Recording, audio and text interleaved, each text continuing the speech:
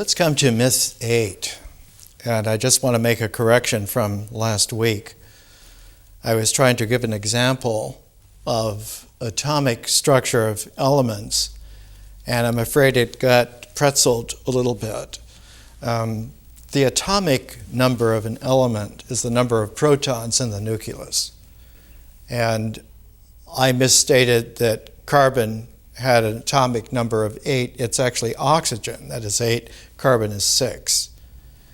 And when I was talking about the progression from helium, I was talking about how helium with a atomic number of 2 has an atomic weight of 4, and that oxygen with an atomic number of 8 has an atomic weight of 16, meaning that the protons are matched with neutrons, and the weight of electrons is almost negligible.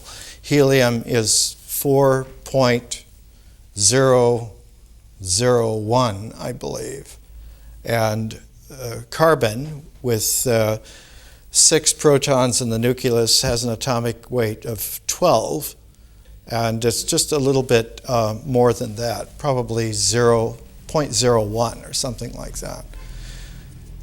The illustration was that structure in existence has a peculiar quality of falling into integrals, and that the further complications are also integrals. They're also unities. One of the hallmarks of existence is that its unity confers traction on wholeness.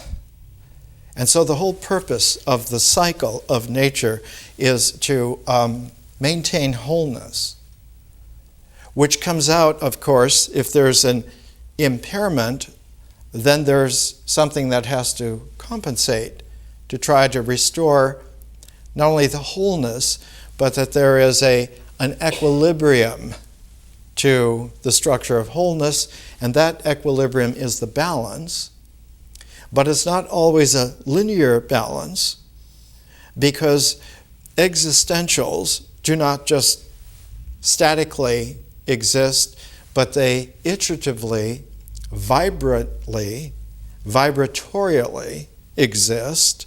And so they have not only a balance in their structure, but they have a radial quality that tries to maintain symmetry.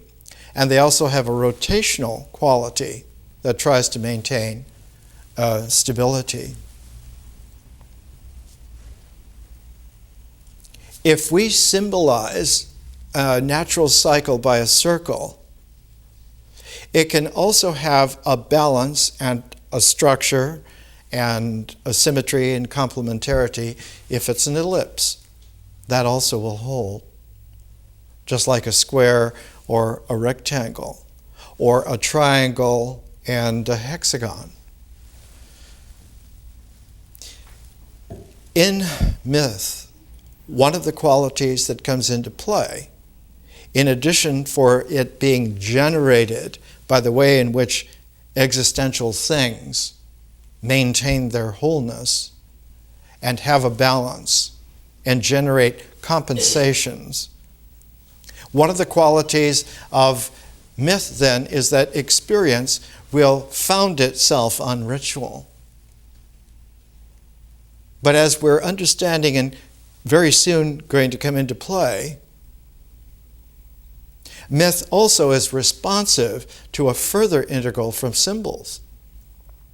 And we're going to see that come into play in another month. But symbols, while they are like the seal on completeness of the natural circle, say, there definitely are experiences which are extraordinary. They color outside of the circle. They color outside of the ellipse. And generally, when that kinetic occurs, It occurs in the form of a spiral that will go outside of the circle and create an inner thread within the circle, which extends then beyond the circle. And so a spiral becomes definitely something which is formidable. It is the kinetic dynamic of a transform beyond the normal, natural limitations. They're not limitations so much, but boundary conditions.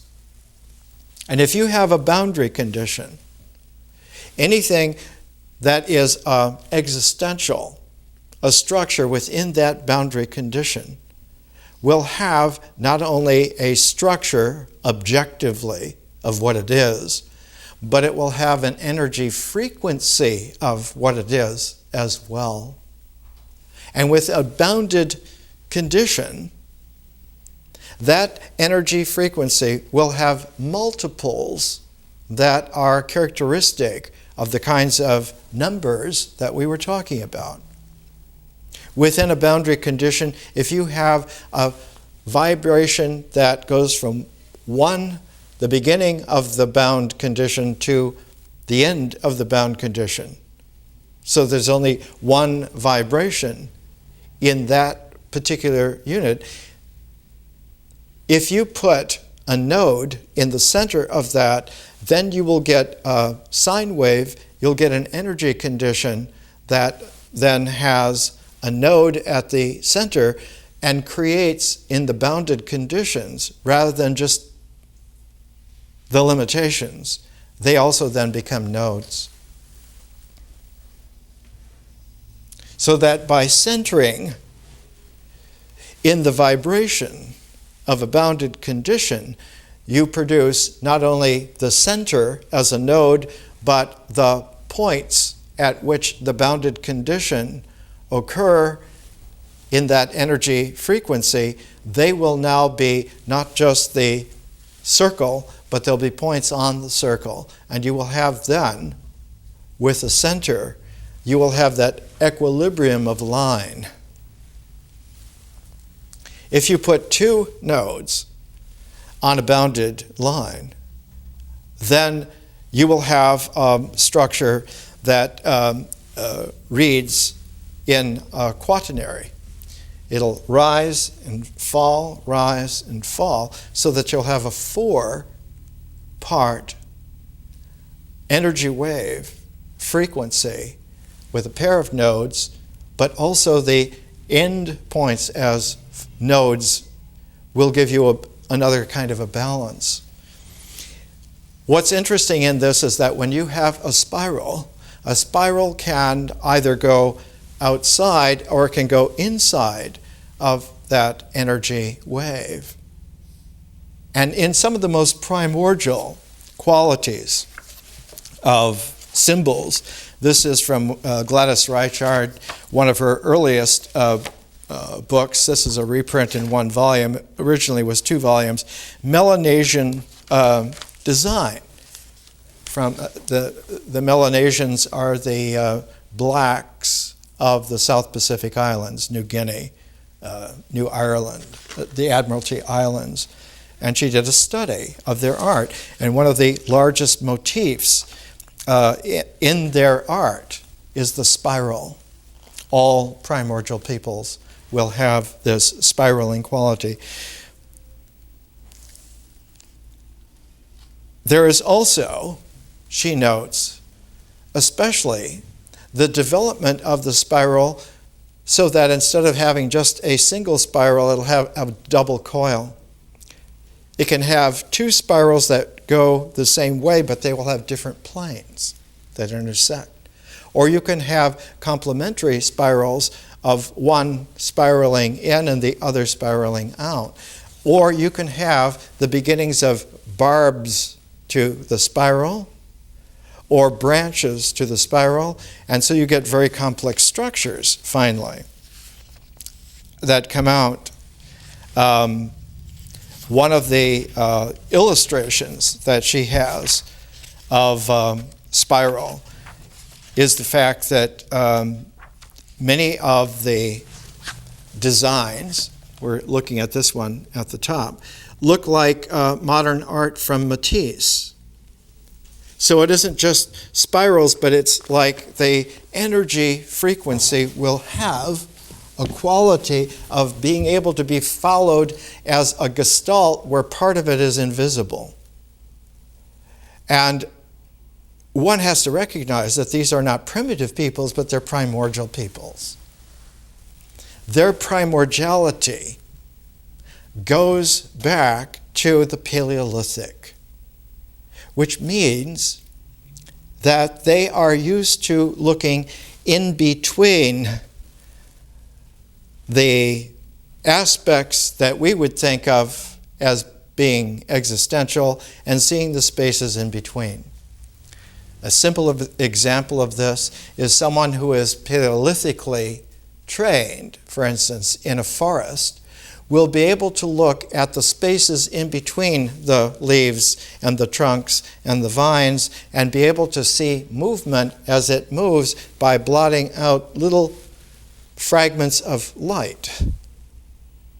You can develop this. When I was doing deep meditations in the early 1960s in the Sierra Nevada, I could pick out the movement of animals after a while, quite a distance off in the sequoia forest, simply by paying attention to a wider range of looking than looking at things to let the looking itself occur.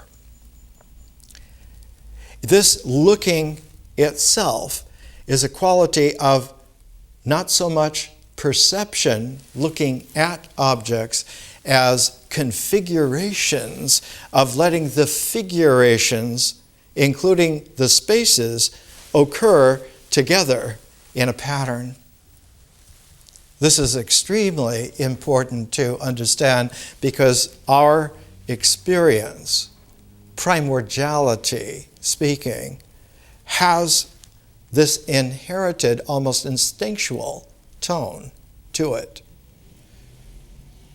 The mind, if it is not trained to be open to this, will close that off and will lose the ability to have an imagination that is open, not just open to existentials in ritual comportment to their action, but also miss the pragmatic aspect of experience and to be non-knowing, oblivious really, of not the form of nature, but its primordial dynamic. So one of the qualities in myth is to bring oneself back, or to bring the tribe back, or to bring the various groups back into a sync with nature that opens to the spaces as well as the things. The history that we're looking at in terms of mythic experience, not just the American Indian sand paintings of the Navajo, but we're pairing with it the Sir Gawain and the Green Knight, J.R.R. Tolkien's translation of it.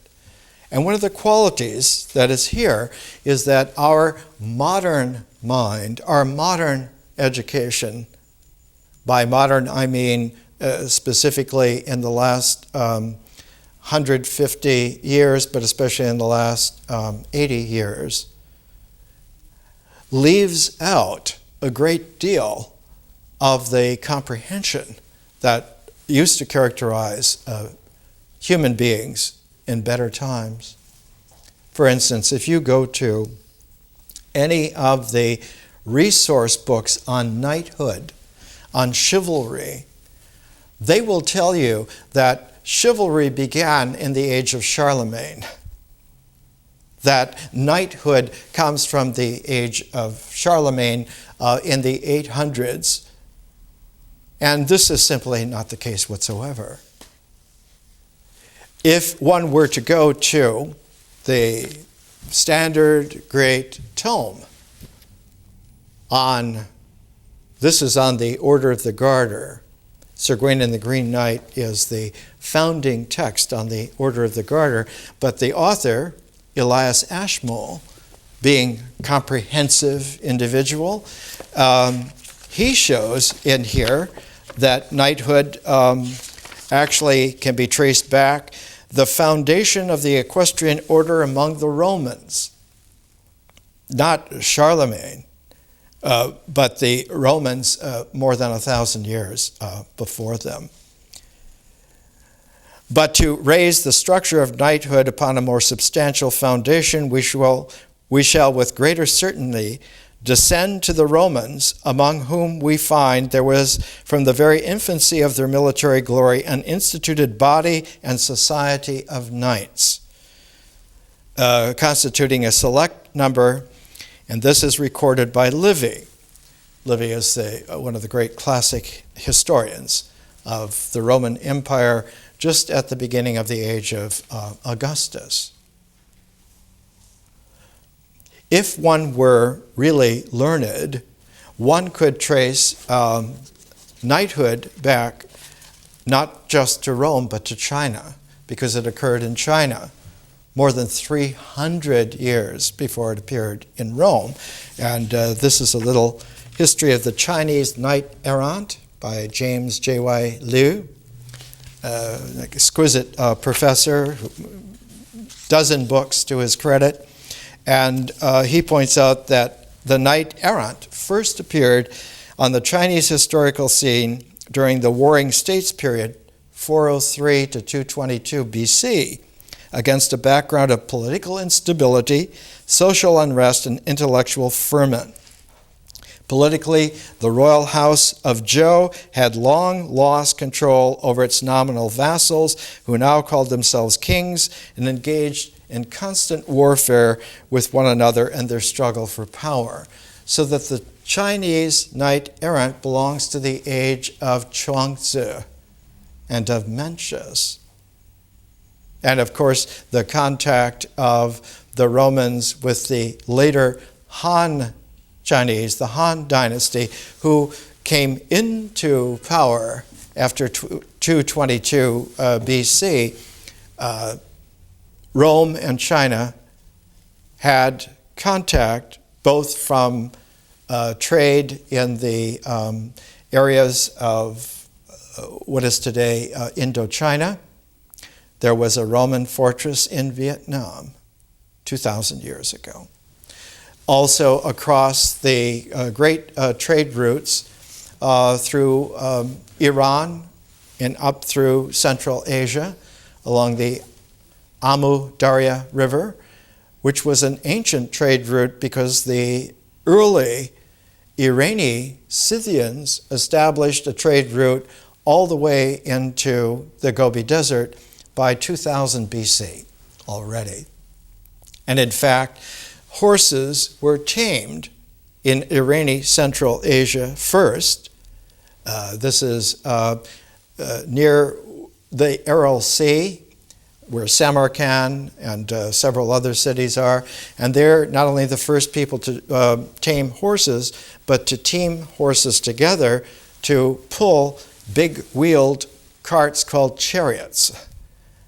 And so when you look at the beginnings of dynastic China, the first time that you see a dynasty in China, you see the first chariots, the first horses, the first use of jade, because jade was a trade item, a very expensive item that small quantities of it were worth quite a bit, and jade was taken from ancient Khotan, both into China proper and then back into the Irani area. And if you look at the botanical development in China, there is a whole large volume published almost 100 years ago by Bertolt Laufer on the Irani plants that were introduced into China, like the peach and the rose and many other fruits and vegetables and flowers. All of these were cultivated originally in Iran. The word paradise is from the Old Persian. A paradise is a transformed nature. Not to transform it out of nature, but to transform it into refinement so that hidden properties come together and one now has, instead of little tiny buds, one has a very large blossom. Instead of very small natural fruits, now one has something which is an edible peach or an edible pear. So that knighthood is not at all something that began with Charlemagne. It goes all the way back. And the most courageous orders in the world were the orders, the military orders. And the strongest military order in the world was always the Order of the Garter. And these are illustrations from one of the pages. I unglued it so that it could be shown. And it is the greatest military order in the world, limited to just those of the greatest courage. If you get interested, there is a volume done by Brigadier Sir Ivan de la Barre, published in London, and he was secretary of the Central Chancery of Knighthood in St. James Palace from the Second World War into the 1960s. The Queen's Orders of Chivalry. And here it lists, Ashmole and his Institutions and Ceremonies of the Most Noble Order of the Garter, published in 1672, opines that the order was founded in 1349 or 1350. So that the dating of Sir Gawain and the Green Knight is from the middle of the 1300s, which is an extraordinary time. When you look at the contact between Europe and China in the 1300s, the figure that comes to mind immediately in a grand way is Marco Polo and his brother. So the Polos went to China about the time that the Order of Garter was founded. And here's the little section in Sir Gawain and the Green Knight that is the taproot. It is the mythic taproot of how all this came to be some 650 years ago. Sir Gawain, of course, the previous year, defended the honor of the Round Table from this challenge by the Green Knight, and it was a beheading game, a form of ritual riddle, that you get to cut my head off, and then a year from now you come to my palace and I will cut your head off.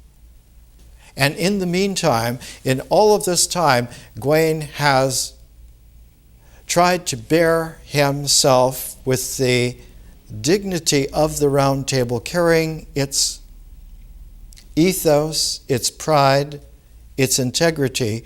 And when he comes into the southern regions of old Scotland, there is where the Green Knight has this semi-supernatural, mystical palace.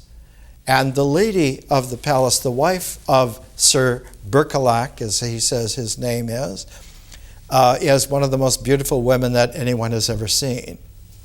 And she, of course, is playing another level of the beheading game with Gawain, that he will lose his head over her. He will fall into desire for her. And that she baits him with trying to get him to exchange kisses, but Sir Gawain has made a pact with Sir Berkelak, who he does not know as the Green Knight, that whatever gifts he receives during the day, when Sir Berkelak comes back from his hunting, Gawain will give things back that he got, so that he's completely even with the board, nothing owed, the lady finally tells him that he is going to face certain death unless he has a very special protection, her garter, a green piece of silk. And Tolkien translates just a few lines this way. "Do you refuse now the silk," said the fair lady, "because in itself it is poor, and so it appears? See how small 'tis in size, and smaller in value, but one who knew of the nature that is knit there within would apprize it probably at a price far higher." Why? Because it is woven in a very special way, that its weave is a complex weaving of this silk. And the silk, of course, is from China. Come all the way through Iran, come all the way to England, come all the way in trade. England was in 100 years war with France, and so a great deal of the continental contacts were between England and Italy. And so Chinese items that would come through Iran and come into Italy and make their way into England, it was a very rare material. But this garter is not just a piece of silk, but it's specially woven, crisscrossed silk, so that it has a kind of a sealing quality to it. Anyone who wears it now, it's not just a token of the woman, it's a token of the protection of life itself. And so the garter has a very special place. "For whoever goes girdled with this green ribbon, while he keeps it well clasped closely about him, there is none so hardy under heaven that to hew him were able. For he could not be killed by any cunning of hand." The knight took note and thought now in his heart 'twould be a prize in that peril that was appointed him when he gained the green chapel to get there his sentence, if by some slight he were not slain, 'twould be a sovereign device. In other words, the experience is a clustering of images that somehow are seeking to posit themselves, not quite yet for us, in the symbol which it will become.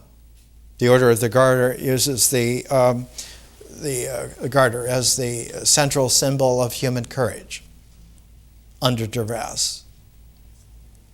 But in the mythic aspect of it, it is that the feelings and the images and the language all begin to densify the dynamic of experience so that it begins to have a quality where it is not just a field of experience, but it is a resonant field of experience that has what we would call today density waves in it.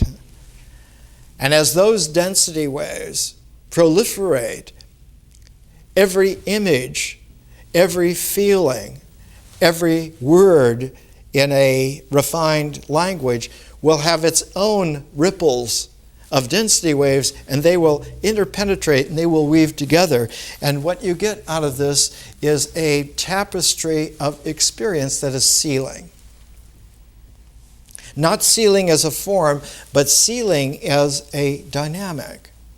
So that when it is tuned back to nature, it will not fall out of nature because it will be sealed there in that flow.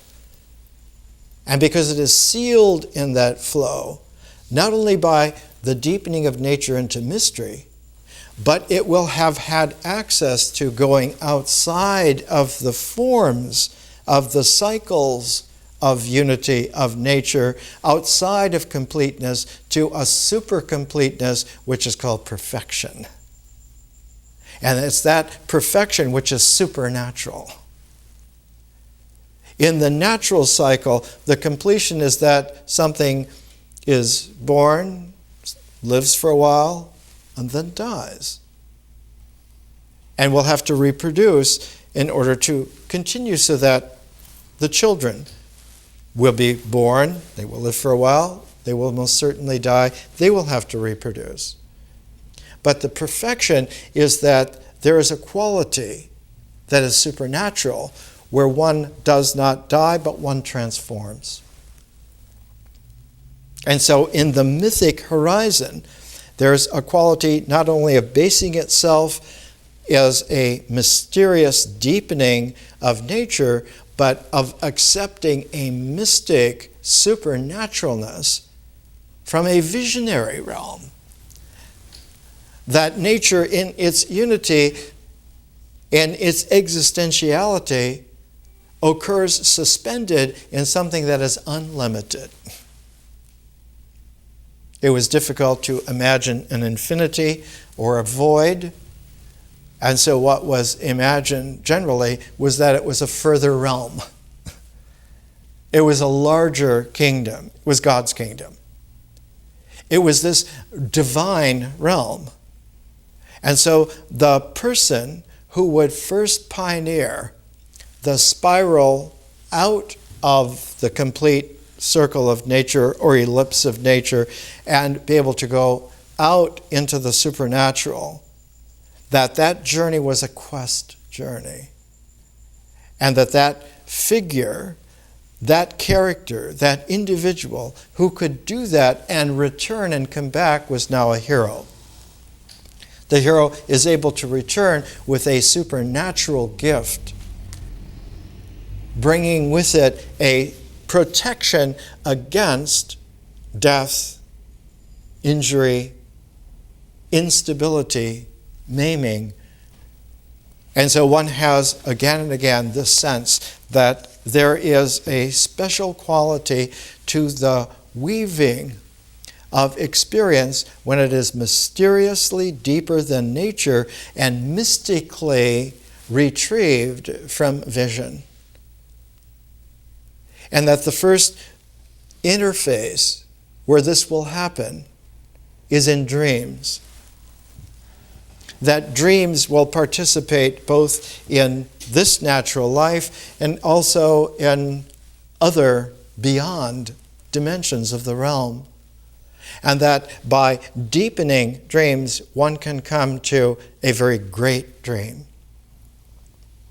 And once one has mastered the ability to have a great dream, a third stage occurs where the dreaming that was first natural and then great because it was the culmination of all experience in a symbolic dream of having the center of the mind active in it. The third level was that this is a dream as a divine gift. It is a visionary dream, and that those dreams, one does not have to sleep to have them, but they can occur in an awakened state, but the awakened state must have a continuity of the mysteriousness of existence raised supernaturally, and that realm then was called contemplation. The contemplative realm. Meditation belongs to experience. It belongs to the mythic horizon of that dynamic. A meditation is the balancing of the body and the mind. But a contemplation is a balancing of the mind with a transcendental form called the spiritual person, with the spirit. And so while meditation is a dynamic medium mediating the body and the mind, contemplation is a dynamic differential medium mediating the mind and the spirit. And so one has in art forms the art of the person, the art of person making, the artist as a creator who is able to take their experience and bring it into the imagination and the mind and exchange that imagination with the remembering function of visionary consciousness, so that now the mind will have not only the imagination, but will have the memory. And the visionary consciousness will not only have remembering, but it will have creative imagination. And so art forms come out of the ability to modulate in increasing arrays of harmonics, a creative imagination and remembering. And that when these interpenetrate together, one now has not the form of the individual, not the flow of the character, and not the figuration of what they do. Now one has an emergent form that hitherto was considered supernatural, and now the artist creates works of art. And what is introduced then is the dimension, quality of aesthetics. And an aesthetic has a very curious quality. Instead of criticisms of it, leading to picking away at it, critiques in an aesthetic improve the quality of what it is. It works just the other way. Instead of being tattered by criticism, art improves its forms by criticism. And so art critiques in this way lay the foundation that later on will be the higher improvement that the sciences, scientific forms offer, because they are able to be refined through an analytic. Let's take a little break and let the sirens go by.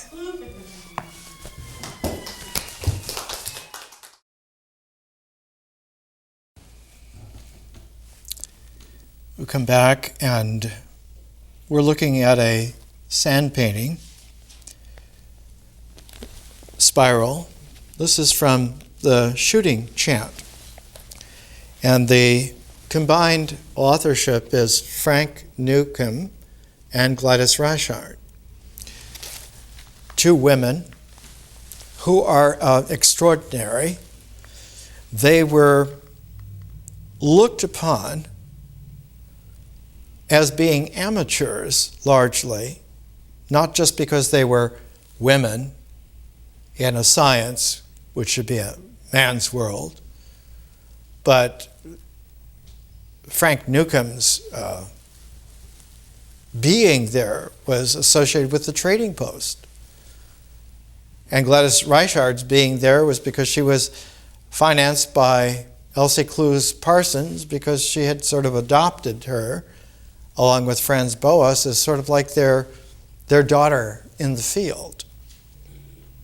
But one of the qualities that these two women had, which none of the other anthropologists had, was that both of them were adopted as spirit daughters of very powerful shaman medicine men. Frank Newcomb was adopted by Hosteen Klah, and she did a biography of Hosteen Klah, published by the University of Oklahoma Press, Navajo medicine man and sand painter. And this frontispiece is the whirling log design, which not only did he do sand painting, but he wove rugs, very large rugs, of these sand paintings to make them permanent. And that these rugs now are in the museum in Santa Fe, the Museum of Navajo Ceremonial Art. And it was set up by Mary Wheelwright. And here's a monograph, A Study of Navajo Symbolism by Frank Newcomb and Mary C. Wheelwright. And the rugs are very large, and they're set so that they go down into the floor, and they can be raised electronically so that one can see the individual rugs, the individual sand paintings. The Museum of Navajo Ceremonial Art, publishes books like Hail Chant and Water Chant, and in smaller little monographs like Wind Chant and Feather Chant. And these four chants together form a set around the shooting chant. But the shooting chant had a preview, a précis, that we're taking as one of our texts, the Navajo Medicine Man sand paintings. So the shooting chant and the Medicine Man sand paintings are like two parts of a single volume. They're the center, and the other four, the Hail Chant, the Water Chant, the Feather Chant, the Wind Chant, are arranged around them. What is curious is that this is the ancient blessing, Mudra, if you will, of early Christianity. This is exactly the ritual Mudra for making a sand painting. And the sand painting is made by having a hogan, where it's going to be performed, completely cleared and cleaned, and then large containers of natural sand are brought in and dumped in the center of the hogan.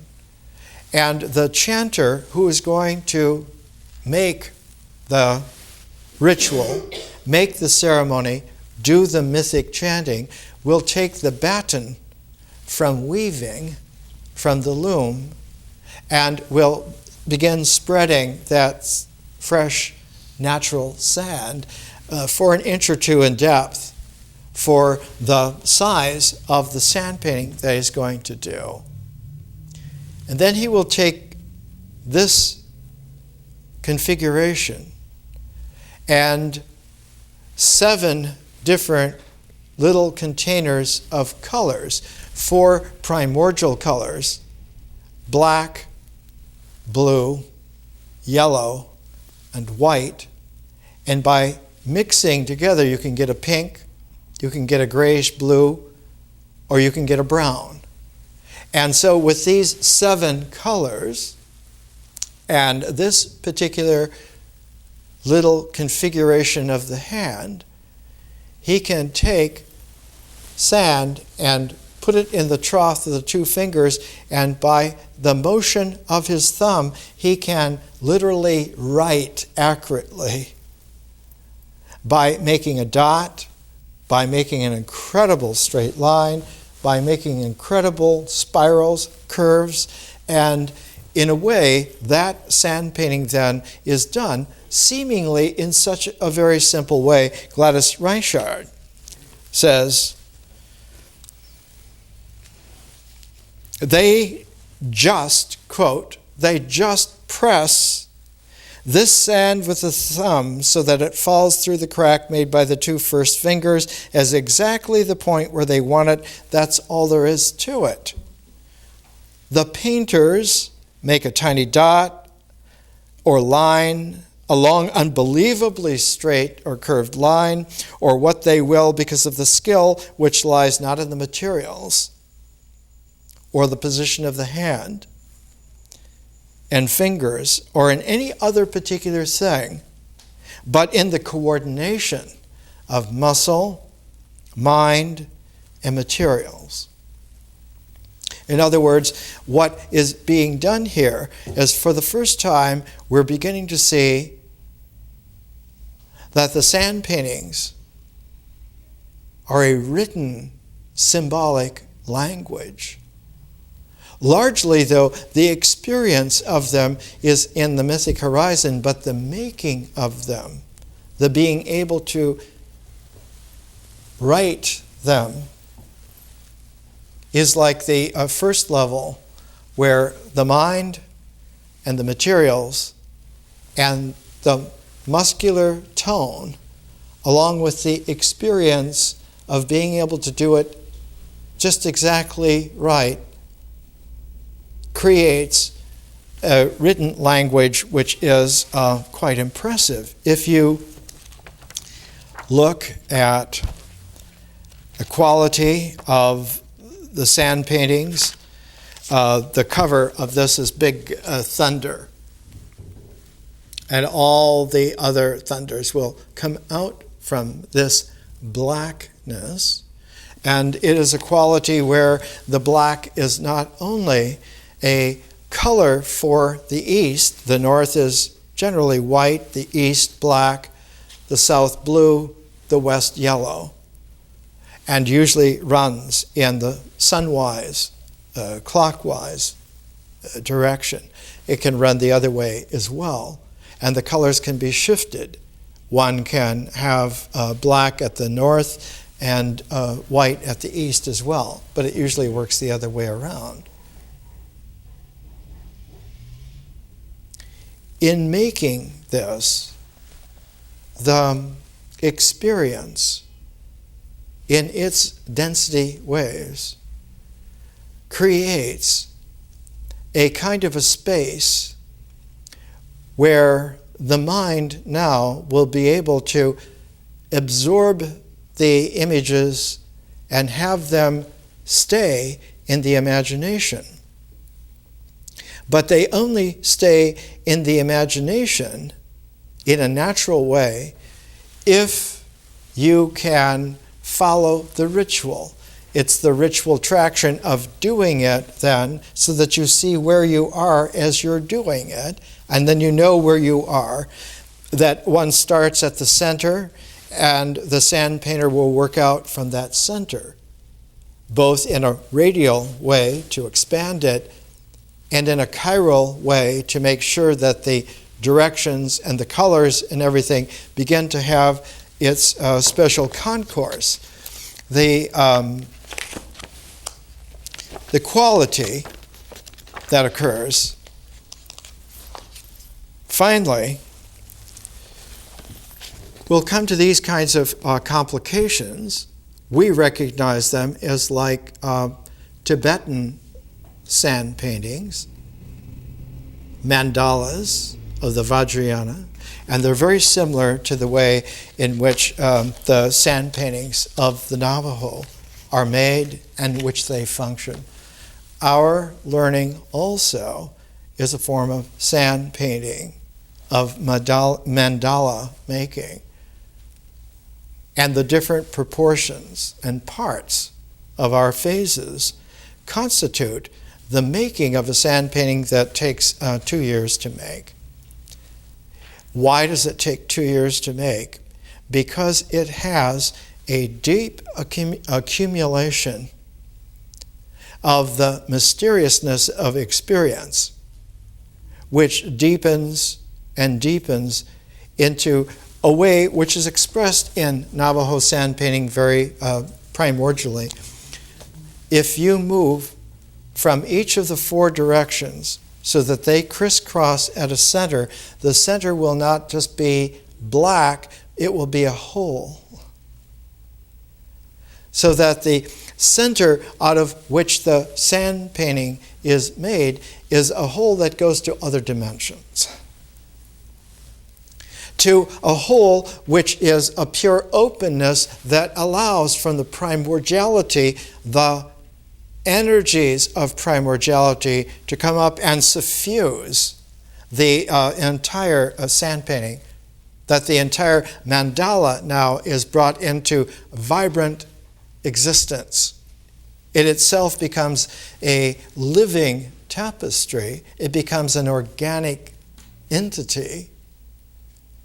And that this organic entity is able to include not only whoever makes it, but whoever it is made for, because they are seated on top of it, and they act as an energy condenser of the experience of the vibration, of the vitality of that ritual form, giving them the recalibration to their experience, so that their imagery now has a natural origin coming up through the center of the sand painting.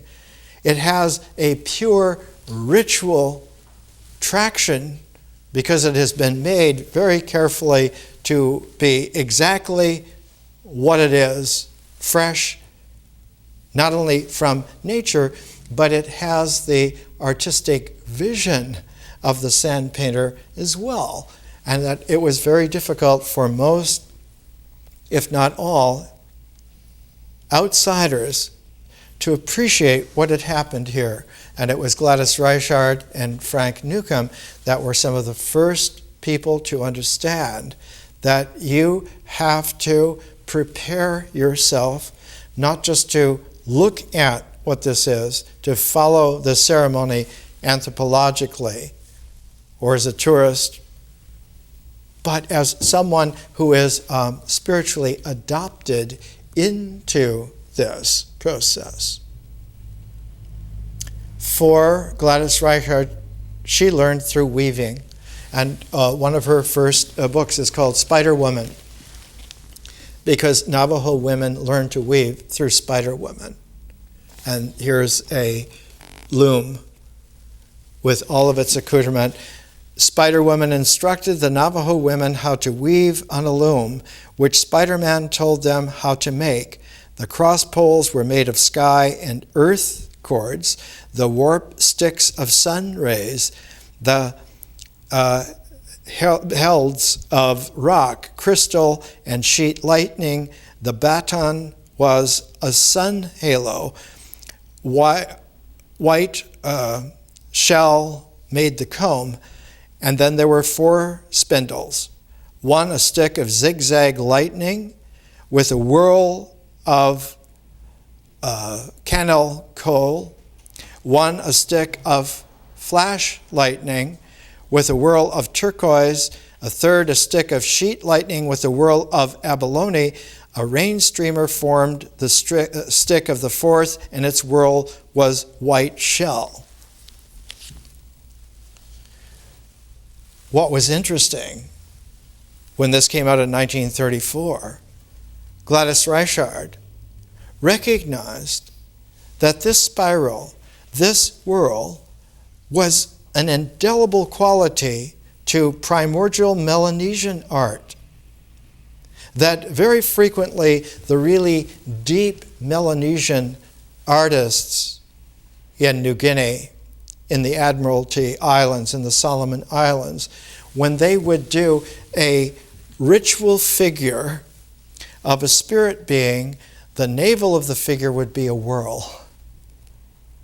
It would not be a knot that was static, but it was a churning, generating center.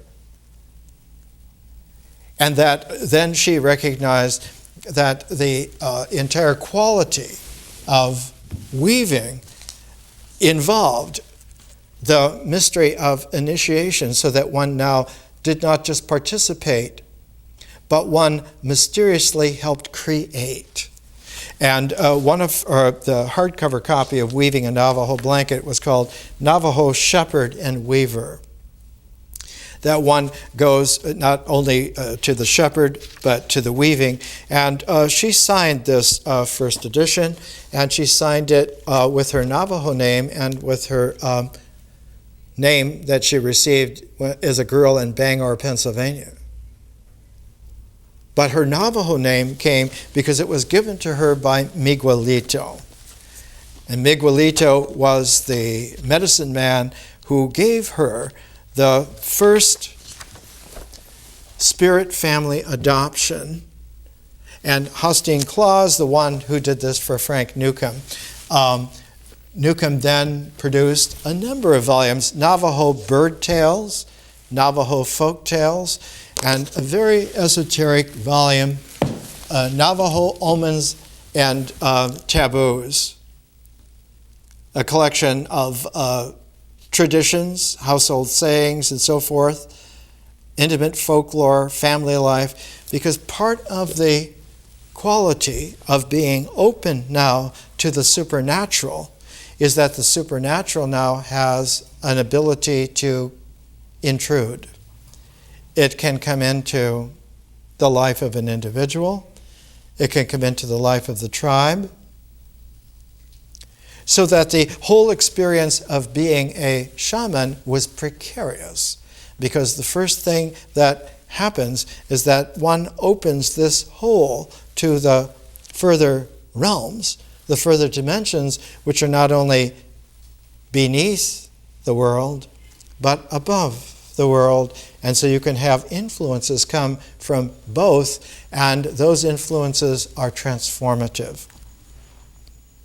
If they are introduced in such a way that they are disruptive, it introduces a contamination which, the longer it stays, the more evil it is.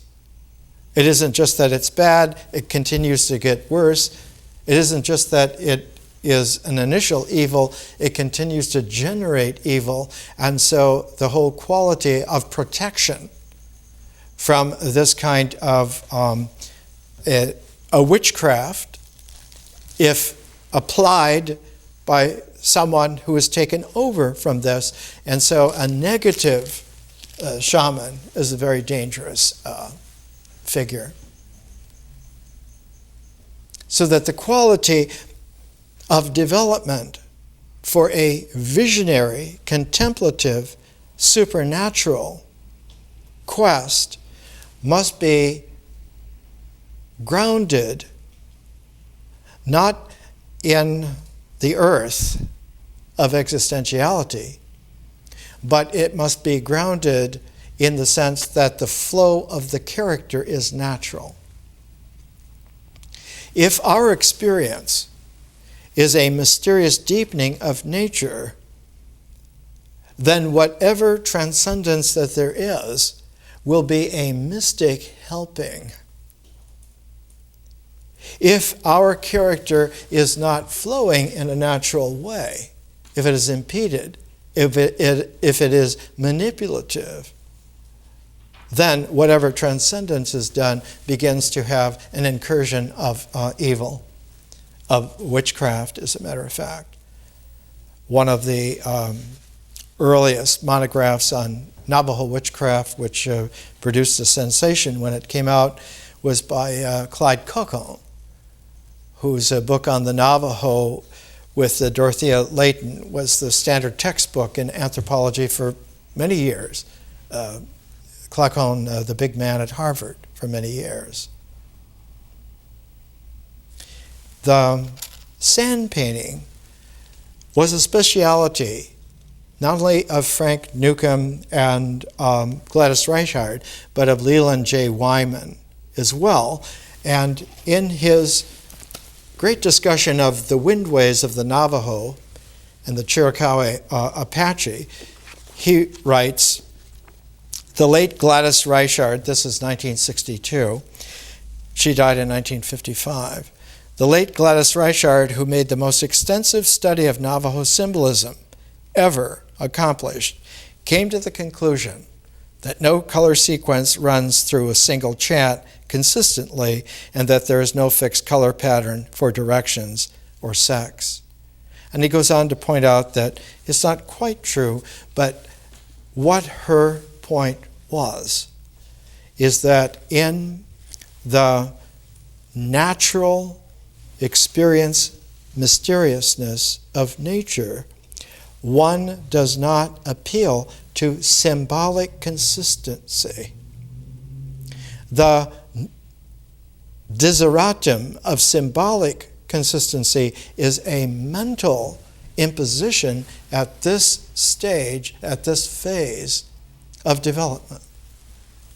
Because what is overwhelmingly important is that your experience will flow as a deepening, as like if you have a horizon of natural experience, then you want your mythic experience to have both that cleft, like the cleft in the earth of Delphi, or that rise like the rise of a mysterious mountain.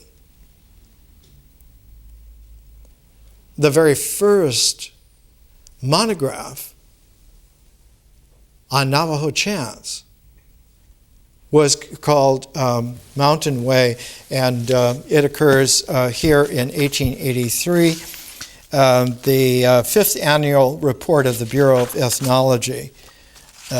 John Wesley Powell was the editor at the time, and it's the Mountain Chant has a very special couple of color plates, and I want to just show two of them. This is the first color plate of a sand painting ever made in the world from the American Southwest. And you can see off to the side here the dark circle that has the quaternary in it. It is the hole through which emergence of primordial existence occurs in the first place, and is now structured so that it has a quaternary. And in the second, if you can see it, it appears at the very center of the sand painting. It has been able to not just migrate from outside to the center of it, but has come from the mysterious supernatural and now is at the very center of the entire plane of the sand painting. Now, when a center comes in that particular variety, and we've talked about this many times before, it is no longer a center spot, but it is an axial pivot. So that the entire sand painting now will have not only its design and its structure as a ritual thing that has been made, and the colors and everything structured so that it has ritual existence, it has its figuration. It will have a dynamic configuration that is experienceable. Experienceable especially by the chanter, the sand painter, and he or she for whom this has been done. So that the chanter will be one pole of the axiality of that sand painting experience, and for whom it has been made, they will be the other pole of that axis. Together, working together in that axial way, they will be the boundary conditions for the pivot. And as we talked about at the very beginning today, if you have a boundary condition, now any geometricity between them will have the ability to register energy as a frequency which is specific and definite. And we talked initially that if you put a node in the middle of a bounded condition, you now have a beginning of a sine wave. If you put two nodes, now you have a four-part quality to that sine wave. Like our learning is an 8-node, so that we have a energy that is extremely refined and powerful enough to penetrate illusion or delusion of any kind. Once you get to that state, it's like an octave in music. Now you don't just make sound or noise, but now you have a music. You're able to write symphonies. You're able to make string quartets. You're able to have a rock group. This quality of the accumulation of resonances into a harmonic has for its equilibrium not something which is just a straight line, but is always a curved spiral. And that curved spiral will transcend and go out, not only outside of the plane, but outside of the geometricity of the plane into something which is a very high-powered dynamic. It now has a kinetic energy that is not in just a potential, conserved and reserved, but that energy is an attraction source as well. It's not just a reserve that one could draw on, but it is like thrown ahead, like foresight, so that you do not just have the background, but you have the foresight helping you. And the entire spindle, the entire pivot of experience now runs from the character of who you are and your experience, all the way to the spirit person of who you are in your art. And so from myth through symbols, through vision, into art, you have a new quality of human being that was not possible before. As long as you stay in experience, human life will have the qualities, the textures, the temperament of a culture. When you add symbols to that, all of that now integrates higher so that you have not just a culture, but you have a social world. And that social world, as we'll see when we get to symbols, is extremely powerful and is really quite extraordinary. Here's what it reads out as. In nature, it works by modulation of occurrence. In ritual, it works by the geometry of existence. In myth, it works by the modeling of experience. And that modeling of experience centers around custom fortifying tradition into belief, which generates then culture. And the way classically that it's kept healthy is that culture and nature are flowed together. But when you bring in symbols, all of a sudden the social world is transformed. And when we get to symbols, we'll talk about this. What shows up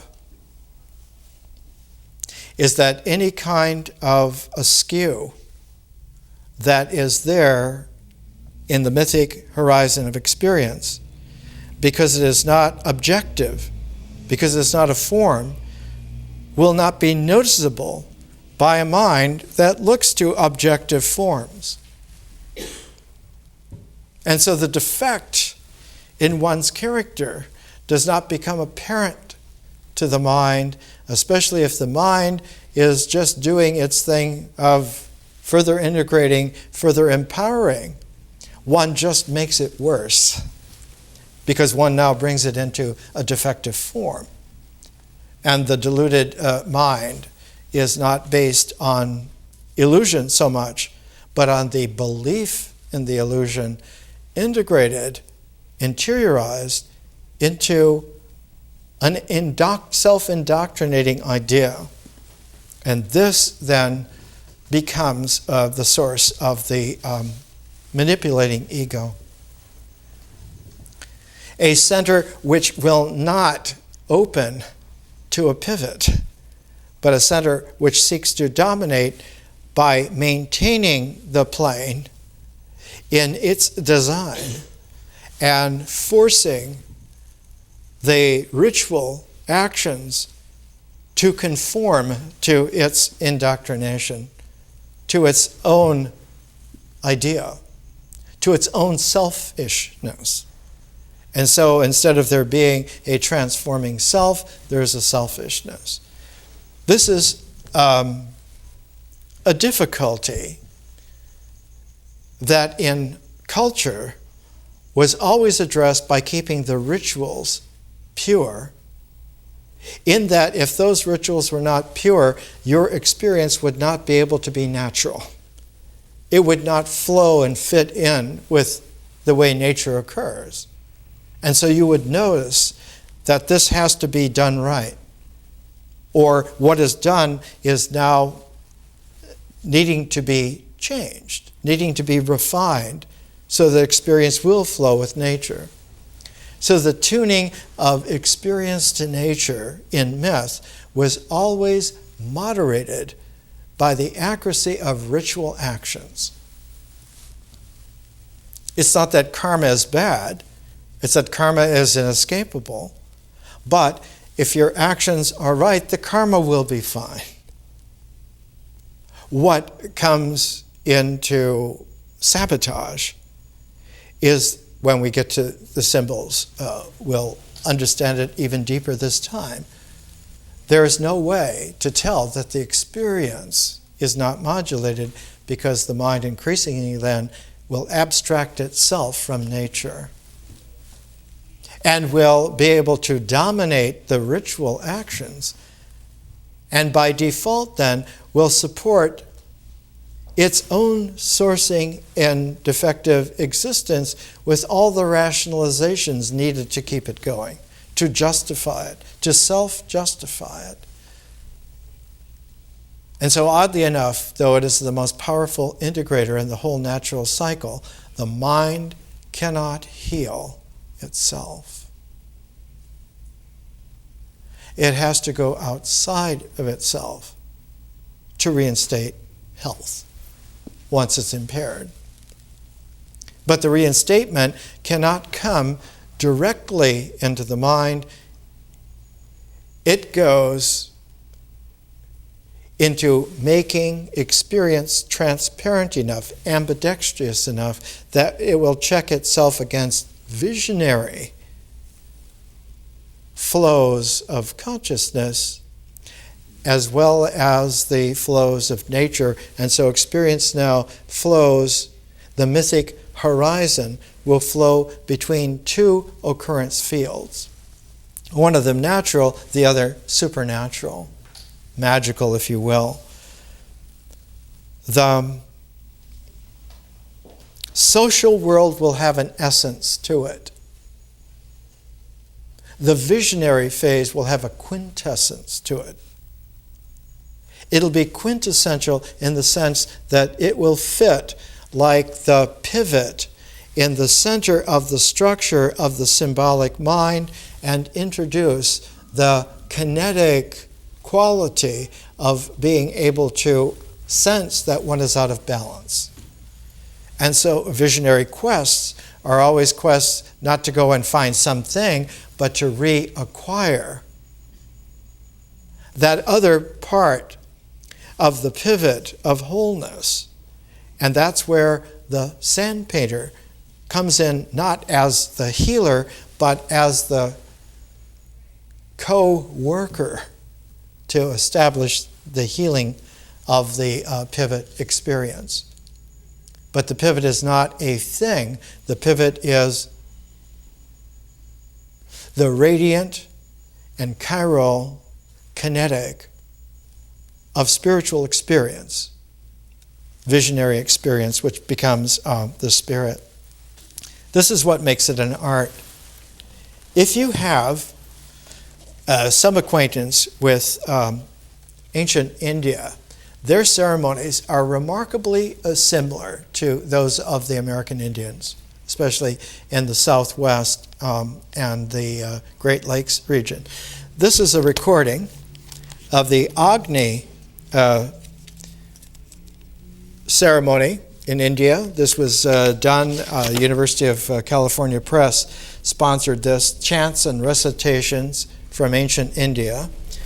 And if you listen to these cassettes, they sound remarkably like American Indians in a ceremony chanting.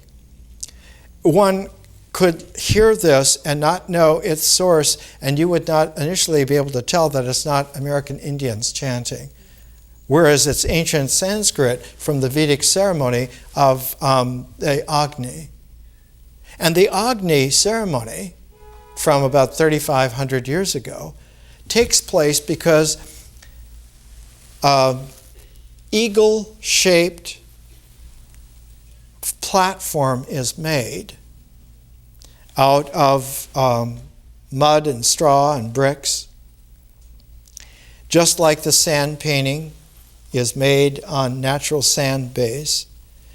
And where the eye of that eagle will be is the place where the sacred fire will come down and ignite and give not only sight to the spiritual eagle, but will allow it spiritually to fly. And this particular ceremony is not for an individual, but for the health of the entire community, not just the community around, but for all of life.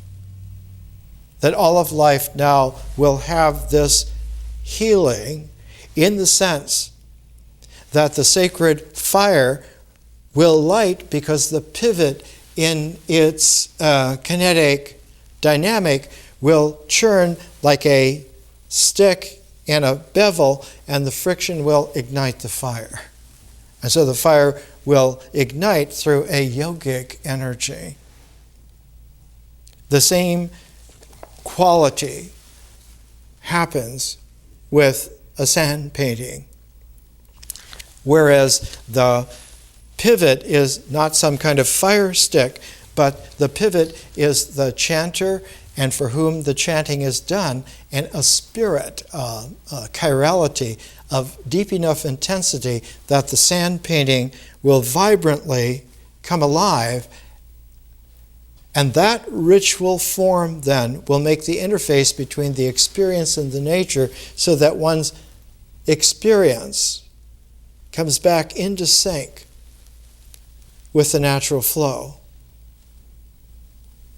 There, no evil takes place, cannot take hold whatsoever. All impairment vanishes because one has come back into focus. One has come back into tune. Next week, we're going to move to a third pair. We're going to go to one of the wisest women of the 20th century, Suzanne K. Langer, who came out with a new philosophy of art based upon the understanding that if we go to a ritual basis for art without first going to a mental basis, we have a way of reintroducing a healthy, symbolic quality because the symbols will be vibrating between the ritual and the art as two objective qualities that calibrate the mind back into its fullness. And the test of it is that the more that the art objectivity comes into its differential form, the more it will begin to dominate the way in which that pivot occurs. And the pivot occurs at the center of the mind, which is not a thing, but a space of openness. So that black, fertile primordiality of the whole at the sand painting, where all of it would come out, even if there's not a black hole at the center, the entire sand painting came out from that effervescence. It's like a galactic structure. Will have a supermassive black hole, but it will also have a high energy pivot. It will have a double axis. The most powerful things in the universe are the black hole axes of galactic structures. Our quality of maturity is an ecology that is resonantly there in that universal harmonic. We function in that way. The second thing that we're going to take a look at is the way in which language now, at its origins, posed problems all the way because of its written character from about 2500 BC till about 400 BC. We're going to look at Plato's great dialogue, the Phaedrus. The most indelible challenge to human beings was that the written power of a symbolic language was stronger than any of the cultural forms, stronger than the social worlds that had been achieved at the time. And they called for a transformation from the cultures and from the social worlds to a larger form. The trouble was they did not understand that a larger integral form will simply be a mental prison. The larger forms than the mind are always differential forms like works of art, like spiritual persons, who then have a resonance that is attracting them from the cosmos as a form. And without the art of the spirit person making being harmonic with the cosmos, one doesn't know about the ambidextrousness of the pivot, and one settles more and more for the fortified center of the power that now becomes an imprisonment. More next week.